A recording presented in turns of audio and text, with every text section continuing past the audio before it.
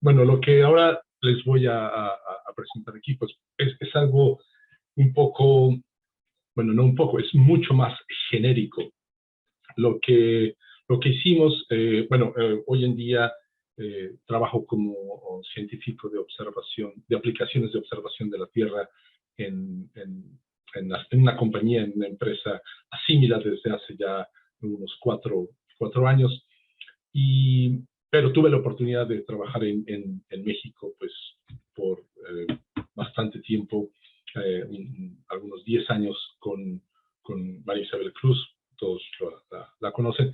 Y, y bueno, entonces hubo la oportunidad de desarrollar una herramienta, pues, para analizar, generar y analizar series de tiempo, pues, de datos de observación de la Tierra, un poco más enfocados a parámetros biofísicos de la vegetación, pero bueno, en general es bastante genérico el desarrollo que hicimos, ¿no?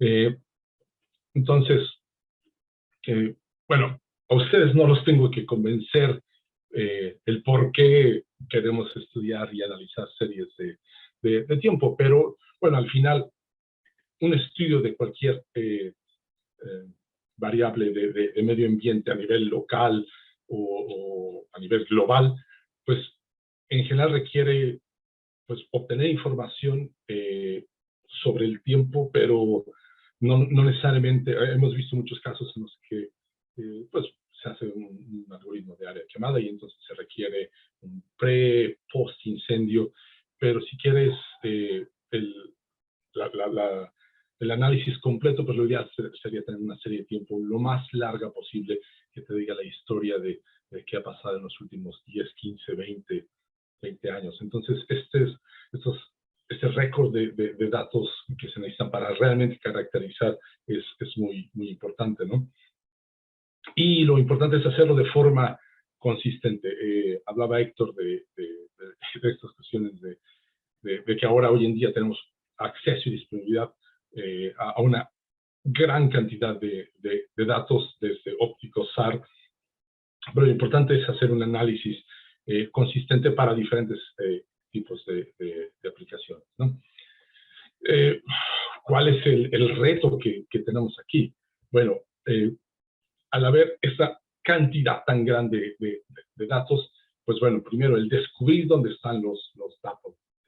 En algunos casos, acceder a ellos en la nube o descargarlos no es necesariamente sencillo, ¿no?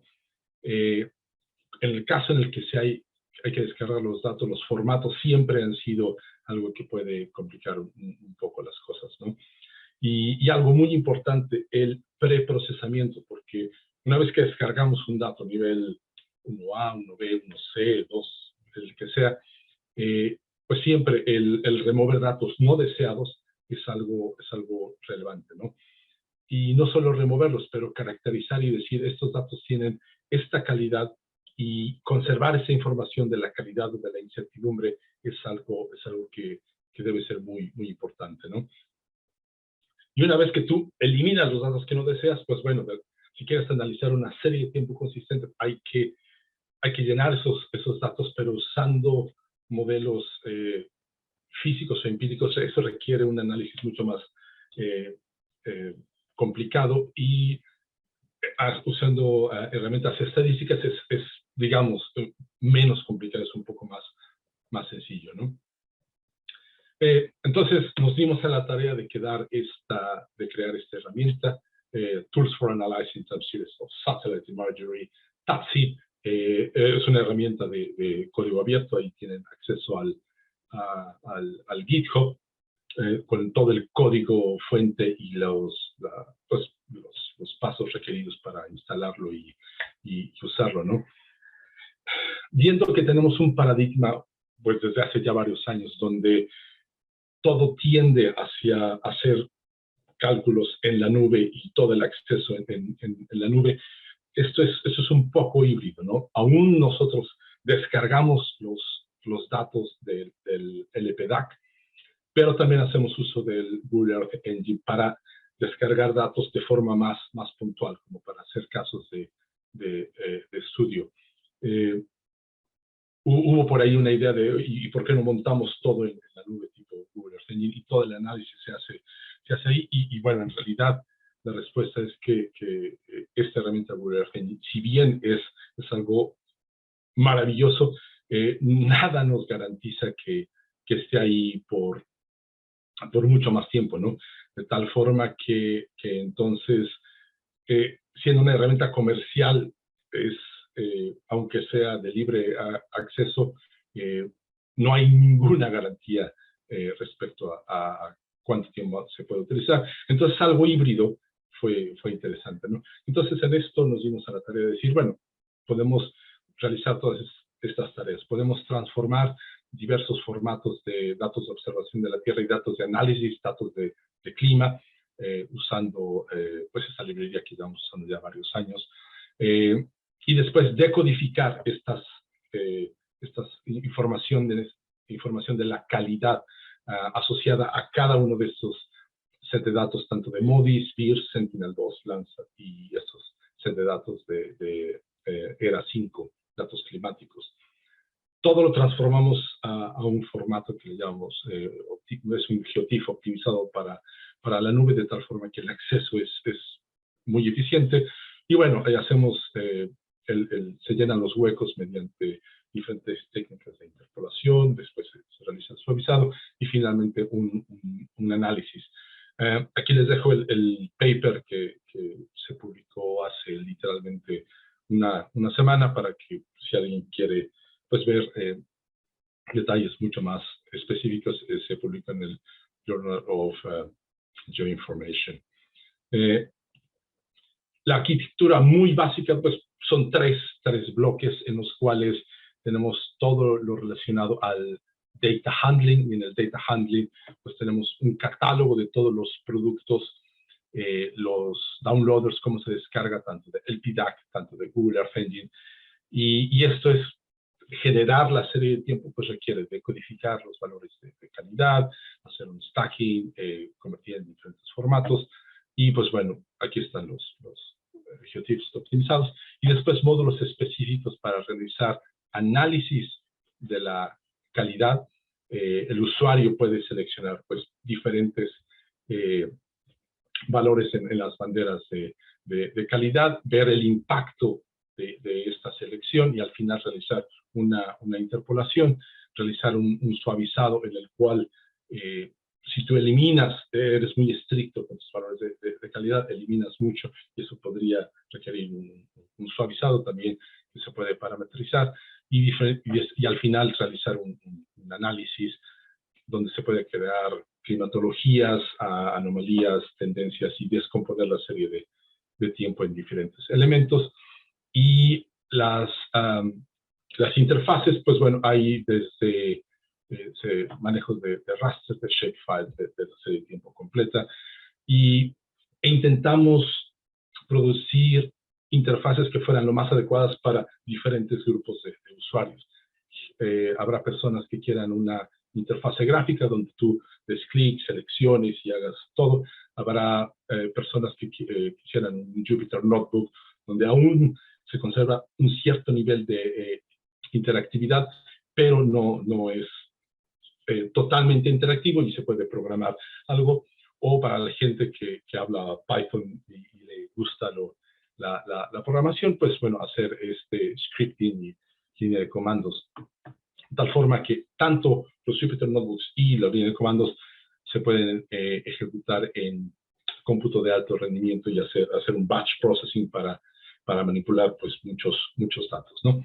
Entonces, pues ahora lo que voy a hacer es simplemente mostrarles un ejemplo muy sencillo, donde dijimos, ok, pues para analizar un área de irrigación en México, un área de riego, en teoría tendríamos que descargar todo este file si lo quisiéramos, el H09B07, pero con, pues, si nos vamos aquí, perdón, este es muy cerca de la presa de la Angostura, este es el área de irrigación, la frontera con Guatemala, y bueno, aquí ven de nuevo el área, y esto es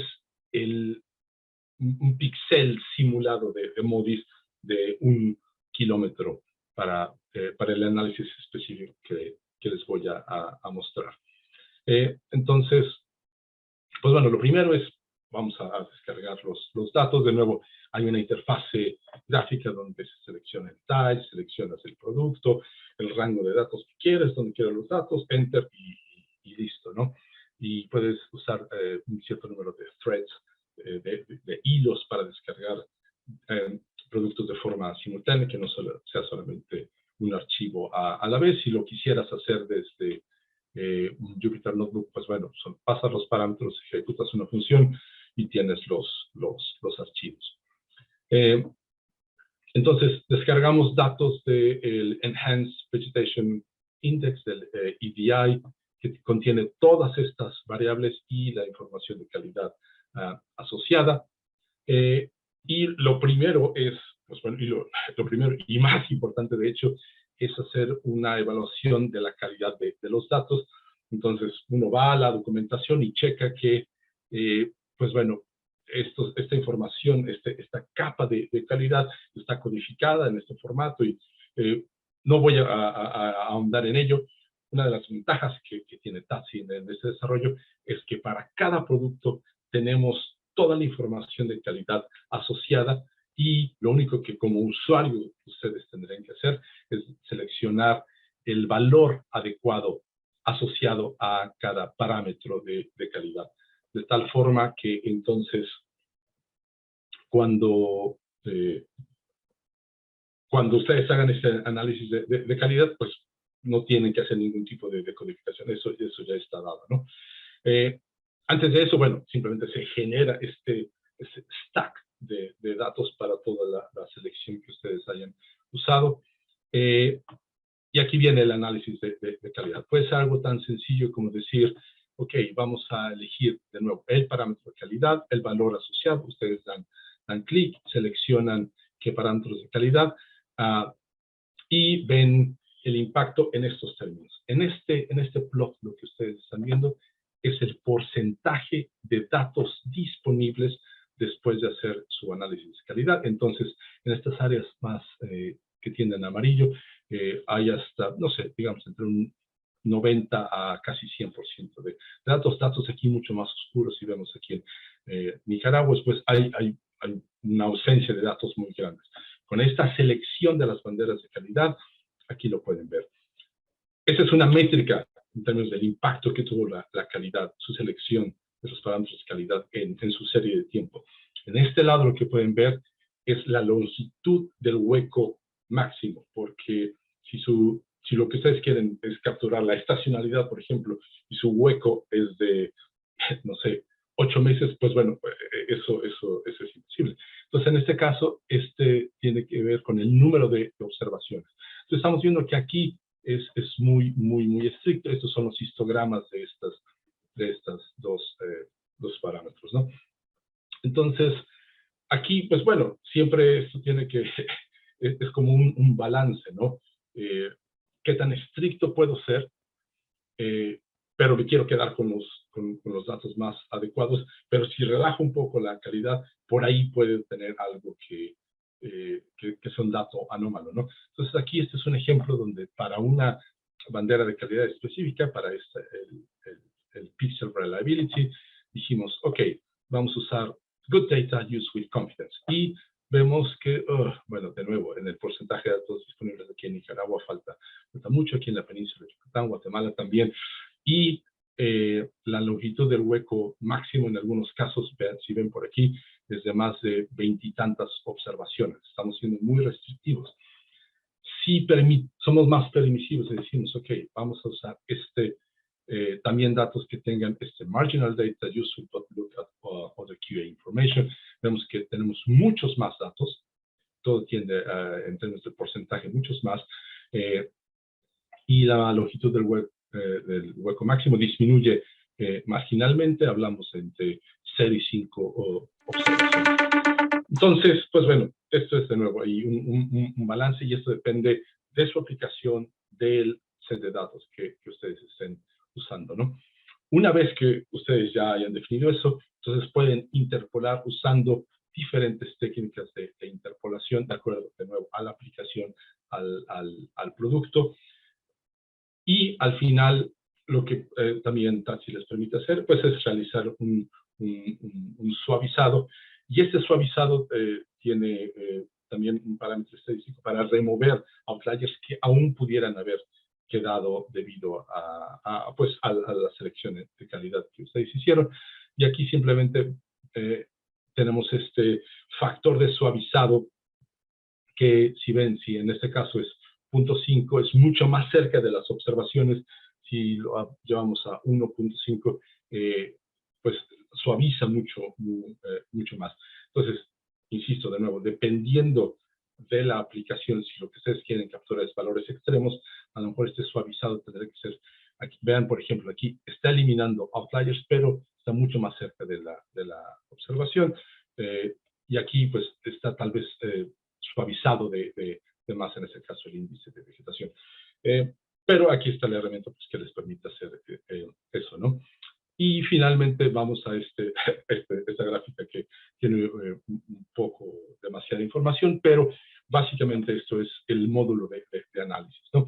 Aquí tenemos el área de estudio. Ustedes pueden sobreponer un shapefile, y aquí es los valores más altos indican que el valor de vegetación es mucho más alto. Estos valores amarillos, valores verdes, pues tienden a ser valores de DBI más bajo, ¿no? Esta es la serie de tiempo ya suavizada. Esto es lo que le llamamos la descomposición en forma aditiva, de tal forma que esta es la tendencia, esta es la estacionalidad y son los residuos. Si suman estos tres componentes, tienen ustedes su serie de tiempo original. En este caso, estos son lo que le llaman change point detections, o cuando hay un cambio significativo en la media y en la varianza de la serie de tiempo.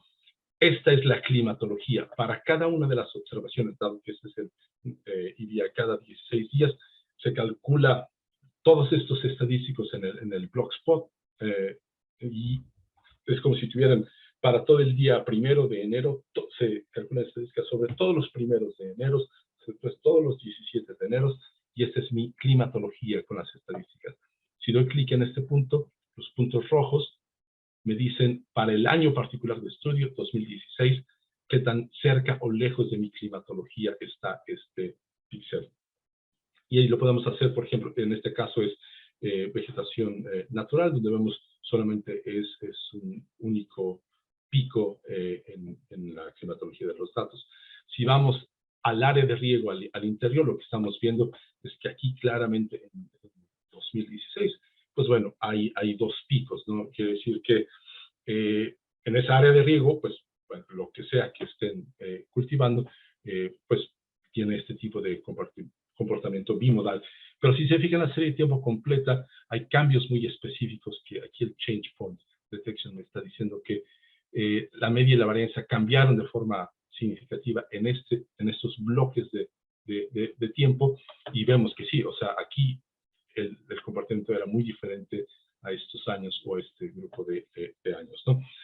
Y esto es muy interesante para ver anomalías. Si vemos un píxel en particular en 2006, vean que la climatología me dice que tiene un comportamiento bimodal, pero si ven aquí en 2006 hay solo un pico, y vamos a ver qué es lo que sucedió. Damos clic aquí, 2006, y vean la observación para ese año en particular. Este primer ciclo no se dio para ese año, no se cultivó nada durante esto, durante la primera parte del año, pero sí durante la segunda, y esto lo podemos observar muy bien en términos de la anomalía de este índice de vegetación, donde valores en café me indican una anomalía negativa en términos del número de desviaciones estándar por debajo o por arriba de la media, y los valores más tendiendo a verdes me dicen que está pues por arriba, ¿no? Entonces vemos que aquí este es el píxel que estuvimos observando, el píxel central, como en la primera parte del año, una anomalía del índice de vegetación muy grande, y después pues se recupera y llega pues a términos normales. Entonces, pues bueno, es esto. Hay una gran cantidad de información que ustedes pueden derivar con esto. Aquí este es un ejemplo de cómo ustedes pueden hacer uso de Google Earth Engine para descargar series de tiempo. Pues este es desde un Jupyter Notebook. Tienen que definir un área de estudio en un archivo GeoJSON. De esta forma se elige el área de estudio. Algo que es un poco un dolor de cabeza es que las variables en el Google Earth Engine tienen una nomenclatura diferente a las variables que vienen en el LPDAC y de hecho en los archivos HDF, tal forma que hay que simplemente decir esta variable corresponde a esta. Después dicen, pues bueno, sus parámetros, a partir de cuándo quieren suceder el tiempo, el producto, y pues descargan y generan su serie de tiempo de forma muy sencilla, que posiblemente pueden usarla en Taxi como cualquier otra serie de tiempo.